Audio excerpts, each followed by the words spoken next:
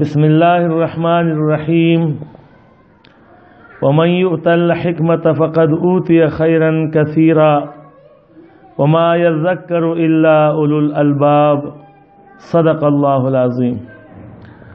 محترم ناظرین و اوریدونکو، گزشتہ نشست کے 13 ناشتہ کے منگا د فقہ موضوع مقصد او دا غیر عظمت په باره کې سو خبره اترې کړې. یو جمله مونږ پاره کې دا لسته و چې فقه حنفی ته یو خاص عظمت او اهمیت حاصل ده، او کوم کتاب چې مونږه شروع کوو قدوری شریف، دا د حنفی فقه یو خاص کتاب ده. خو دې نه مخکې چې مونږه کتاب شروع کو غواړم چې د فقه تاریخی اهمیت او تاریخی حیثیت متعلق سو خبر اترې وړاندې کوم. محترم ناظرینو، تاجدار مدینہ سرکار دو عالم صلی الله علیه وسلم داغه اصحاب رضی الله تعالی عنهم اپ دو حصوں کې تقسیمو. یو حصہ د صحابه کرامو داسې و چې هغه به همیش د پاره د احادیثو په حفظ کې او د هغې په روایت کې مشغول وو، لکه ابو هریره رضی الله تعالی عنہ شو، یا انس رضی الله تعالی عنہ، یا داسې نور صحابه کرام.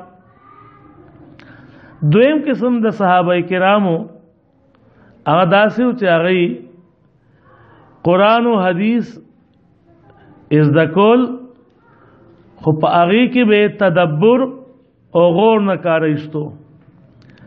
افلا یتدبرون القرآن، نو اغی با تدبر فی القرآن، قرآن کریم کی بے سوچ او جزئی احکام داغین نور مسائل داغی دا اخذ کولو بے کوشش کولو، لکا حضرت علی رضی اللہ تعالی عنہ، عبداللہ ابن عباس رضی اللہ تعالی عنہ، او داسې نور صحابه کرام.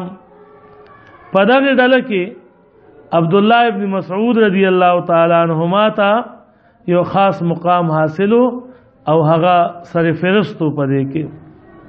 همدغه رنګې د تابعینو دور تابعی چاته ویلی شي؟ تابعی هغه چاته ویلی شي چې چا د صحابه کرامو سره ملاقات کړی وي.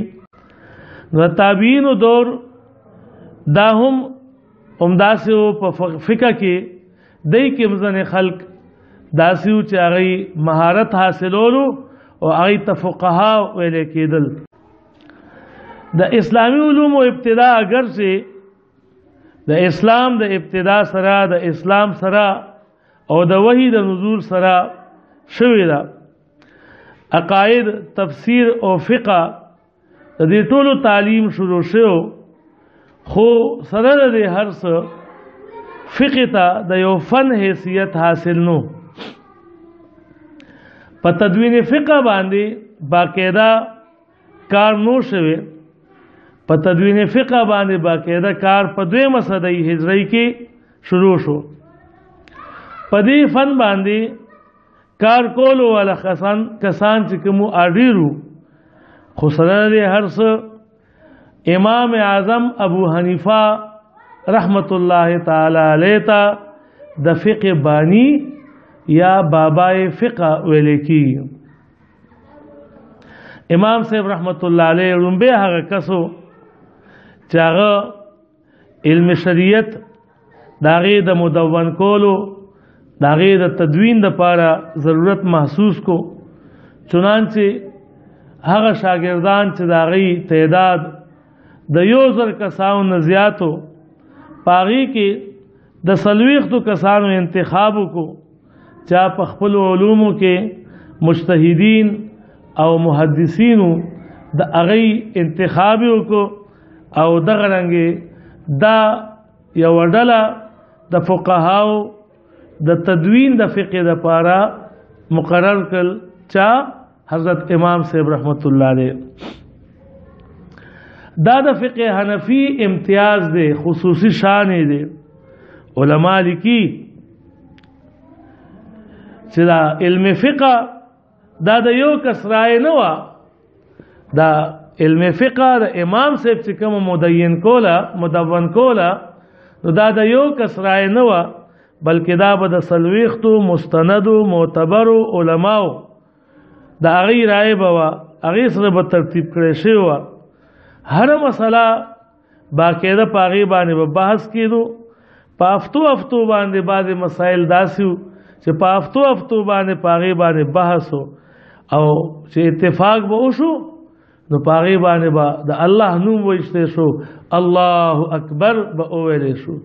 او که کله مسایلو باندې به یو مسله به داسې وه چې په هغې به اتفاق ونه شو او یو مجتهد به اختلاف باندې خپل قائم و، نو سبحان الله زار د داسې خیشته استاز نه، د مشفق استاز نه چې هغه به وویلي د نورو رائے یو شان تیوري کوي او تاسو دا چې کوم مخالفت کوي اتفاق نه کوي د رائے جدا ولیکي. چنانچه مونږ ګورو د فقه په کتابونو کې چې هلته کې مسله یو لیکلی شوي او ورسره دا وویل شي خلافا لابي یوسف، خلافا لمحمد، خلافا لظفر وغیره وغیره.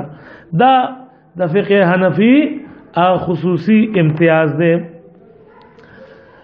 یقین ساتئ ناظرین و حضراتو، فقه حنفی دل الله پاک یو ډیر لوی عظمت ورکړی دی.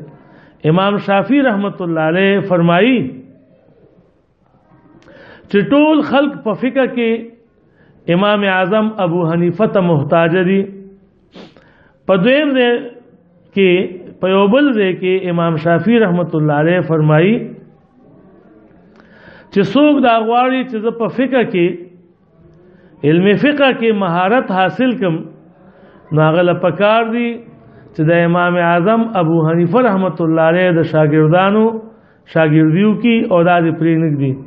په خدای قسم امام شافعی رحمت الله علیه فرمایي په خدای قسم ما فقه کې زده کړې ده او که مهارت راته حاصل شوی دی دا د امام محمد رحمت الله علیه د کتابونو په مطالعه سره ماته حاصل دی. مختصر دا چې فقه حنفی تاریخی لحاظ سره یو بے مثال مقام لري. دا څو کلمات منن د فقه حنفی د تاریخی حیثیت مطابق پیش کړل. ان شاء الله آئنده نشست کې با د فقهی اصطلاحات په باره کې خبرې اترې کیږي. الله پاک دې موږ لا خجن د پاره نیک عمل ټول راکړي او د خپل دین سره وابستګي الله زموږ ټول نصیب کړي. آمین. وصلی الله علی النبی الکریم.